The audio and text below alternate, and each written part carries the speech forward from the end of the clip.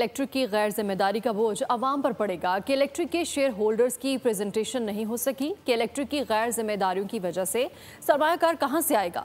Sector expert मुजाहिद चट्टा की बोल न्यूज़ के प्रोग्राम बोल आदिल अब्बासी के साथ में सवाल।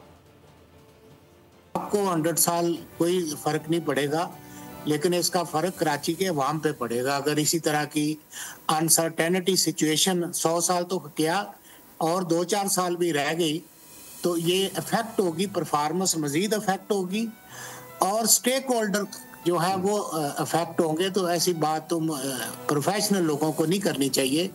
Major percentage wise shareholder है, उसकी अभी तक बोर्ड में पूरी प्रेजेंटेशन नहीं हो सकी। उसकी वजह से इस माहौल में इन्वेस्टर कहां से आएगा? क्या कोई इन्वेस्टर रिस्क लेगा इस तरह की अनसर्टेनिटी और अडहॉक की सिचुएशन में? इसी तरह बोर्ड मुकम्मल नहीं है, अदालत में है वो।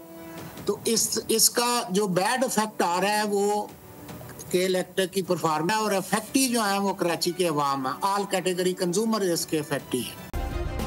सब्सक्राइब करें और बेल दबाएं ताकि कोई खबर रह न जाए।